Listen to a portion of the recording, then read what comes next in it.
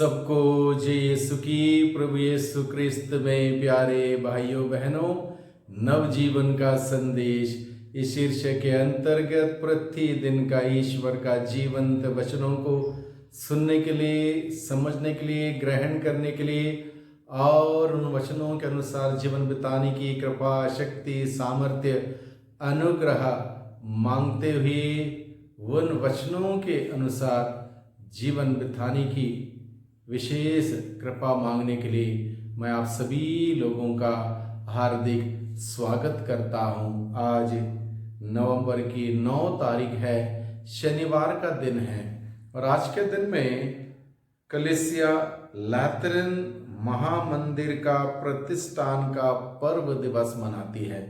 लैतरन महामंदिर का प्रतिष्ठान का पर्व दिवस अर्थात यह गिरजाघर संत पिता का गिरजाघर माना जाता है, अतः यह सारी कलीसिया की एकता का प्रतीक है। सारी कलीसिया की एकता का प्रतीक है।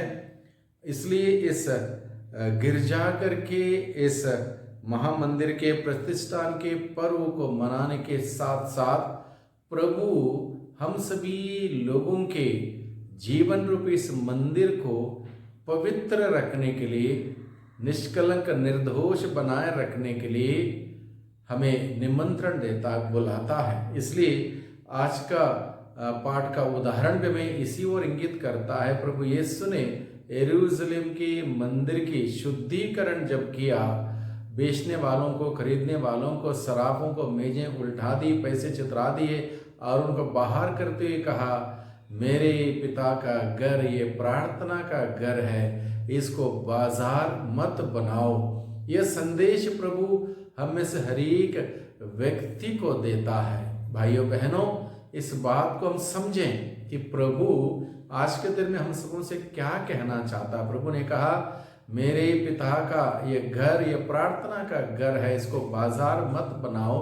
यानी कि हम सभी लोगों का जीवन ये पवित्र मंदिर है, पवित्र आत्मा का निवास स्थान है, इसको बाजार ना बनाए। यानी कि इसको व्यापार, इसका व्यापार ना करें, व्यापार के लिए इस्तेमाल ना करें, पैसे कमाने के लिए इस्तेमाल ना करें। ये पवित्रता की साधना करने के लिए दिया हुआ है। इस शरीर को पवित्र बनाए रखें, शुद्ध रखें और पवित्र आत्मा को हमारे जीवन में रहने दें, पवित्र आत्मा से संचालित होकर जीवन बिताएं। और इस प्रकार का जीवन के लिए प्रभु हमें आज के दिन में निमंत्रण देता है, बुलाता है। जल ही जीवन है। इस नारे के साथ हम आज के इस पहले पाठ को समझने की चेष्टा करें।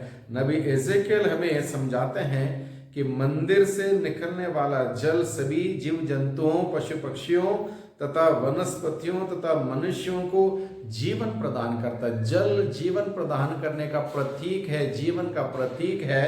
यानी कि मंदिर से निकलने वाला जल, मंदिर से निकलने वाला जल यानी कि मंदिर से जो निकलता है, आशीषें, बरकतें, ये सब हम सभी लोगों को जीवन देने के लिए, आध्यात्मिक जीवन देने के लिए है। इसलिए मंदिर को पवित्र रखना जरूरत है, क्योंकि मंदिर से पवित्रता निकलती है, आशीष निकलती है, बरकत निकलती है, चंगाई निकलती है, लोगों के लिए खुशियां, आनंद निकलता है। इसलिए मंदिर से हमें ये सब प्राप्त होना है। उस मंदिर को पवित्र रखना बहुत ही जरूरी है। इसलिए मंदिर से निकलने वाले जल के द्वारा प्रभु हम सबों को जीवन से भरने का संकेत हम सबों को देता है।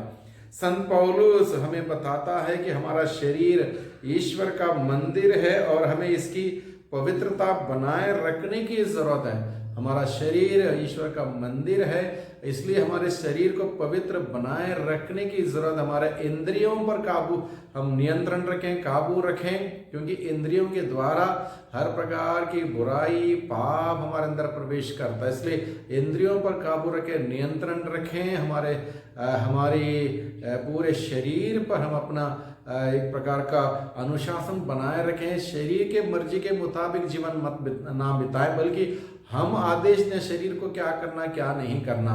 और ये सब हमारी अपने बलबूते नहीं हो सकता जब तक पवित्र आत्मा के हवाले अपने आप हम नहीं करेंगे, पवित्र आत्मा को हमारे जीवन में नहीं बुलाएंगे, पवित्र आत्मा के हवाले अपना शरीर नहीं देंगे, पवित्र आत्मा से संचालित नहीं होंगे, तब तक हम अपने बलबूते नहीं कर सकते। इसलिए इस मंदिर को पवित्र बनाए रखना हो तो पवित्रता का स्रोत पवित्र आत्मा को हमें बुलाना होगा, हमारे दिल में उस पवित्र आत्मा को बसाना होगा और पवित्र आत्मा से संचालित होकर जीवन बिताना होगा। तब हम इस जीवन रूपी इस मंदिर को पवित्र बनाए रख सकते हैं। अन्यथा चारों तरफ से हम देखते हैं पाप का प्रदूषण फैला हुआ है। इसलिए सोच के द्वारा, विचारों के द्वारा, बातों के द्वारा, आदतों के द्वारा, रहन सहन के द्वारा, पहनाव के द्वारा पाप हमारे अंदर प्रवेश कर सकता है। इसलिए हमें पवित्रता की साधना करते हुए पवित्र आत्मा से संचालित होकर जीना बहुत ही जरूरी है। अन्यथा इस शरीर को हम लोग पवित्र नहीं रह सकते। हर प्रकार से यह शरीर दूषित हो सकता है। इसलिए पवित्र आत्मा के हवाले कर दें अपने शरीर को और अपने शरीर को पवित्र आत्मा के लायक पवित्र मंदिर बनाए रखें। प्रभु का वचन यही कहता है, जो प्रभु का मंदिर को दूषित करेगा प्रभु उसको सजा देगा, दंडित करेगा। इसलिए हम प्रयास करें, दिन प्रतिदिन प्रयास करें, इस शरीर रूपी मंदिर को पवित्र बनाए रखने का पूरा प्रयास हम करते रहें। पवित्र आत्मा की मदद मांगते रहें, पवित्र आत्मा के हवाले अपने शरीर रूपी मंदिर को समर्पित करते रहें ताकि हम पवित्रता में आगे बढ़ सकें। प्रभु यीशु अपने पिता के घर को आप पवित्र करने वालों को बाहर निकाल देते हैं। अपने पिता के मंदिर में व्यापार करने वालों को, बेचने वालों को, खरीदने वालों को बाहर कर देते हैं।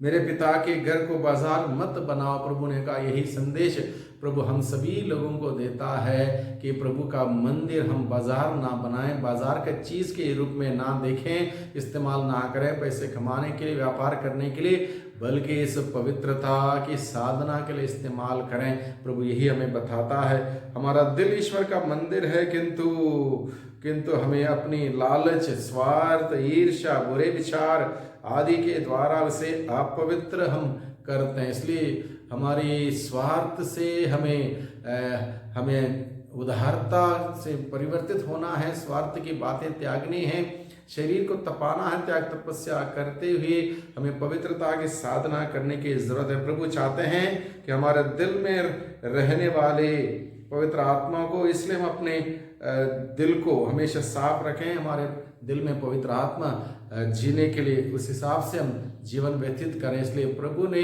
जो कार्य किया, यरूशलेम के मंदिर को सफाई करते हुए कहा कि मेरे पिता के घर को बाजार मत बनाओ, ये प्रार्थना का घर है। उसी प्रकार से हम प्रार्थना करते हुए, प्रभु का वचन सुनते हुए, प्रभु का वचन पढ़ते हुए, प्रभु के वचन के अनुसार जीवन बिताने के निरंतर प्रयास करते हुए, प्रभु से मदद मांगते हुए, बार बार पाप स्वीकार संस्कार ग्रहण करते हुए, शुद्धिकरण हासिल करते हुए अपने आप को पवित्र बनाए रखें। क्योंकि इस दुनिया के जीवन के बाद हमें स्वर्ग जाना है। स्वर्ग जाना हो तो हमें हर दिन प्रयास करना, मेहनत करना इस धरती पर रहते वक्त। इसलिए भाइयों बहनों, आज के संदेश को हम सभी समझें, इसको ग्रहण करें, दिल में रखें, इसके अनुरूप जीवन बिताने का पूरा प्रयास करें ताकि प्रभु के इच्छा के अनुसार, योजना के अनुसार, मर्जी के अनुसार जीवन बिताते हुए प्रभु की अपार आशीष और कृपा हम सभी बटोरने वाले बन सकें। वही प्रभु